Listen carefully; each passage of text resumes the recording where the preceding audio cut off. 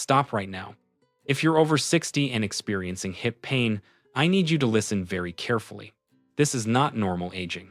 This is a warning sign. As a doctor, I have to be honest with you. Most people who lose their mobility in their 70 seconds or 80 seconds started with mild hip pain they once brushed off as nothing serious. At first, it feels small.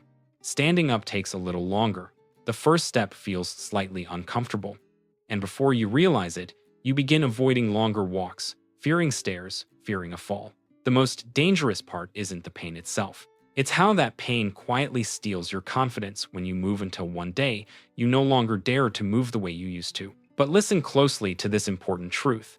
If you correct the problem now, this process can be stopped. In this video, it'll show you one very simple but critically important method to protect your hip joints before they take away your ability to move freely.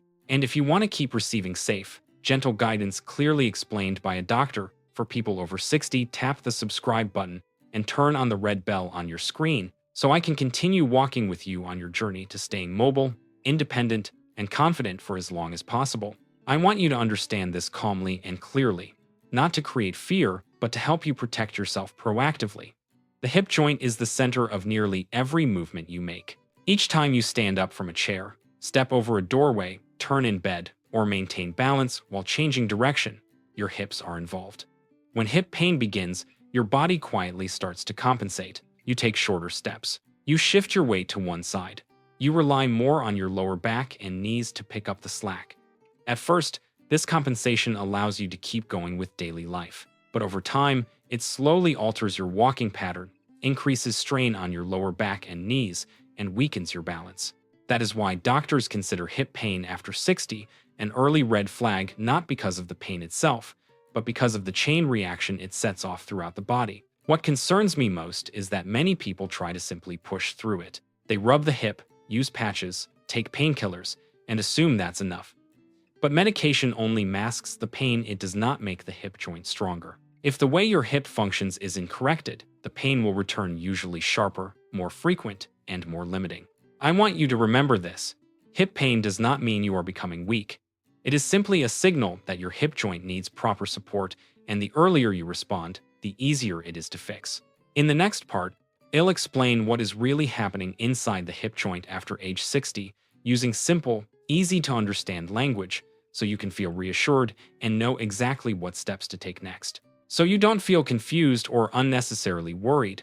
I want to clearly explain what is actually happening inside the hip joint in the simplest way possible. After age 60, the hip joint does not suddenly break down. The changes happen very gradually. The first thing that often occurs is a slow loss of flexibility. The hip was designed to open, rotate gently, and distribute weight evenly. But as we sit more and take shorter steps, the hip stays in a bent position for too long. Over time, it becomes stiff and slowly forgets how to move through its full, natural range. At the same time, important muscles around the hip, especially the glute muscles and deep stabilizing muscles, begin to weaken. These muscles act like protective cushioning for the joint. When they work well, they help share the load. When they become inactive, pressure shifts directly onto the hip joint itself, and pain begins to appear. There is another important fact many people don't realize. Hip pain rarely stays only in the hip. When the hip isn't working properly, the body compensates through the lower back or the knees. That's why some people struggle with knee pain for years, yet the true source of the problem is actually the hip.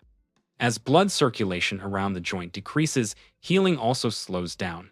Pain lingers longer, feels more persistent, and often becomes worse at night or after sitting for long periods. But here is the most important thing to remember. Understanding the cause is not meant to scare you, it's meant to help you fix it correctly. When the hip joint is gently opened again, and the right muscles are properly reactivated, this decline can slow down, and in many cases, improve noticeably.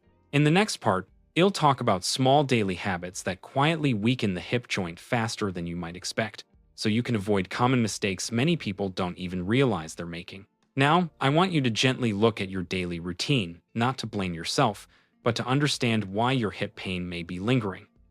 Most people over 60 aren't doing anything seriously wrong. They're simply maintaining very familiar habits. The first habit is sitting for too long. Watching TV, reading the news, using your phone for dozens of minutes, sometimes hours at a time. During this time, the hip stays in a bent position.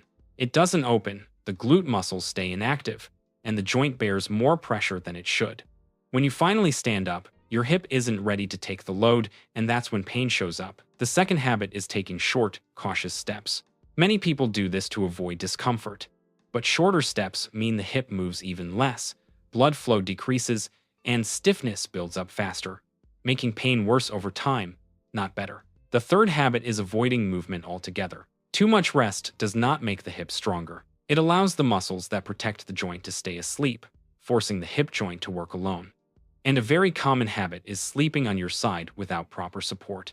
If the top hip isn't supported, the joint is pulled out of alignment for hours at night, which is why many people feel hip pain more clearly in the morning. At this point, I'd like you to gently ask yourself, when during the day do you sit the longest?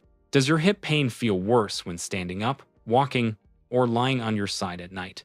You don't need long answers. Just noticing this for yourself is enough, or if you'd like, you can share briefly below.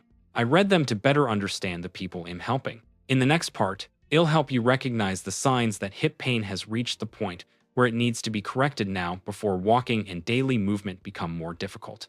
There is a very important moment in the progression of hip pain, the moment when your body is clearly telling you, don't wait any longer. The first warning sign is pain when standing up from a chair. Not sharp pain, but an uncomfortable feeling during the first few steps. You need a few seconds to get going before the hip feels better. This is a sign that the hip joint isn't ready to bear weight, and the protective muscles around it have weakened significantly. The second sign is difficulty with the first steps of the day. When you wake up in the morning, your hip feels stiff and heavy, and you have to move very slowly. This tells us the hip has stayed in a closed position for too long and needs to be gently opened before normal movement. The third sign is increasing pain at night, especially when lying on your side. If you often wake up and change positions because of a dull ache in your hip, it means the joint has been pulled slightly out of alignment for hours without proper support. Poor sleep then slows recovery the next day, creating a cycle that's hard to break. And the final and most concerning sign is that you begin avoiding movement. You go out less. You hesitate to walk farther. Not because you don't want to, but because your body has started to fear pain. When this happens, loss of mobility can accelerate very quickly. But I want to reassure you of one important thing. Recognizing these signs does not mean it's too late. It simply means this is the right moment to act. In the next part, it'll clearly explain what you need to correct right now, not medication, not heavy exercise, but a safe, gentle approach designed specifically for people over 60 to protect your ability to move before it's affected any further. I want you to pause for a moment. Not to memorize information, but to listen to what your body is telling you. Many people only realize the true value of moving freely when they begin to fear standing up, fear taking those first steps, fear going too far from home because pain might suddenly appear. But if you're still watching this, it means you still have time. Hip pain is not the end of the road. It is an early warning, a quiet reminder that your body is asking for help before movement becomes a daily struggle. What matters most right now is not pushing through the pain, and it's not trying to silence it with medication.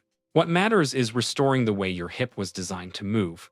You don't need intense workouts. You don't need to push yourself into more pain. You simply need to wake up the muscles that have fallen asleep, so they can begin protecting your hip joint again the way they were meant to. I've met many people your age who truly believed it was already too late, but once they began moving correctly, gently, and consistently, pain stopped controlling their lives. And now, I want you to move into the next part with one simple thought. If just a few minutes a day can help me keep my ability to walk, then that is absolutely worth it. In the next section, it'll show you exactly what that movement is: a small, safe motion designed for people over 60, yet powerful enough to help prevent your hip joint from continuing to weaken. Now, I want you to do this together with me, right where you are standing or sitting. Don't worry. This movement is very gentle, pain-free, and suitable for people over 60. If you need extra support, stand near a chair or lightly rest a hand on the wall for balance. The movement: gentle hip opening with weight shift. Start simply. Stand tall with your feet about hip-width apart. Relax your shoulders. Take a slow breath in. Shift your weight. As you breathe out, gently shift your weight onto your left leg. Let your right leg relax, with the toes lightly touching the floor. No tension, no rush. Open the hips slightly. Keep your left hip stable. Slowly rotate your right hip outward, just a little, only enough to feel a soft opening in the hip area. Do not twist the knee. Do not force the movement. This should feel very small and comfortable. Switch sides, return to the center, and inhale. Exhale and shift your weight to the right leg. Repeat the same gentle movement on the other side. Do this 5-8 times on each side, following your natural breathing. As you move, you may notice your hips feel a little less tight. Your body warms up gently, and you feel slightly more stable when standing. These are very good signs. Not because you've done anything strenuous, but because the muscles that protect your hip joint are beginning to wake up. I want you to remember this. Less, done correctly, is enough. This movement is not meant to fix everything immediately. Its purpose is to stop the weakening process from continuing, and that is exactly what helps you preserve your ability to walk and move independently over time. In the next part, I'll explain why such a small movement can have such a powerful effect on preventing loss of mobility, so you can practice it daily with confidence and peace of mind. There is one very important thing I want you to understand, so you can feel truly confident using the movement you just learned. Its effectiveness does not come from strength. It comes from how your body redistributes force. When you gently shift your weight and slightly open the hip, the first thing that happens is activation of the glute muscles and the deep stabilizing muscles around the hip joint. These muscles are the body's natural protection team for the hip. When they're working, the hip joint no longer carries the load by itself. Pressure is shared more evenly, and pain begins to ease. The second benefit is natural joint lubrication. The hip joint doesn't receive direct blood supply like muscles do. It relies on correct movement to circulate joint fluid. Slow, small, controlled motion helps this fluid spread throughout the joint, making it smoother and less stiff, especially important after waking up or sitting for long periods. The third, and especially important after age 60, is the effect on the nervous system. When you move slowly and breathe steadily, your body receives a signal of safety. It stops staying in defensive mode, muscles relax, and blood circulation improves. This is what helps you stand more steadily and walk with confidence, instead of moving cautiously out of fear of pain. That's why I always emphasize this. The movement doesn't need to be big or strong. It needs to be correct. When practiced consistently, it doesn't just reduce hip pain. It helps stabilize your walking pattern and prevents pain from spreading to the lower back and knees, factors that often lead to loss of mobility later on. In the next part, I'll show you how to naturally weave this movement into your daily routine in a very simple way, so your hip joints stay supported throughout the day without causing fatigue. What truly makes the difference isn't how long you exercise, it's when you use this movement. Just a few minutes, done at the right moments, can support your hip joints throughout the entire day. In the morning, right after you wake up, the hips are often stiff from staying in one position overnight. Before you start moving around, spend 1 to 2 minutes doing this gentle hip opening movement. The goal isn't to work out, it's to wake up the hips so your first steps of the day feel easier and more comfortable. During the day, after long periods of sitting, watching TV, reading, or driving, stand up and repeat the movement for about 1 minute.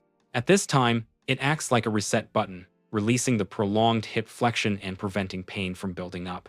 In the evening, before getting ready for bed, do the movement more slowly and gently. You don't need many repetitions.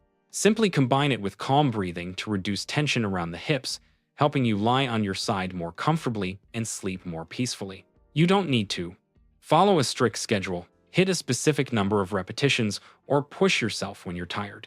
Just remember one simple principle. Whenever your hips have been closed for a long time, open them gently. When you maintain this small habit, your hips gradually become more stable, your walking feels less cautious, and the fear of movement begins to fade. That is how mobility is preserved through simple, thoughtful actions. In the final part, I want to leave you with an important message, not just about hip health, but about maintaining independence and confidence after 60. Before we close, I want you to slow down for just a few seconds, not to remember the exercise, but to think about the life you still want to live. After 60, what matters most is not walking fast or going as far as you once did. It's the ability to stand up on your own, to walk without fear, to turn over in bed at night without pain, and to go outside because you choose to, not because your body allows it. Hip pain is not just a physical ache. It's a signal that your mobility and your independence may be at risk if it's ignored. But the most important thing I want you to remember is this: you have not lost your chance. With just a few minutes each day, using one correct movement, gentle and pain-free, you are doing something powerful for yourself. You are helping your body work with you again instead of against you. You don't need to be perfect. You don't need to do a lot. You don't need to push yourself. You only need consistency and kindness toward your body. If tomorrow, when you stand up, the first step feels a little easier, your hip feels a little lighter, and your mind feels a little less worried, remember this. That is a sign you are moving in the right direction. Thank you for staying with me until the end of this video. I wish you steady steps, peaceful sleep, and most of all, a life of independence, confidence, and fullness well beyond the age of 60.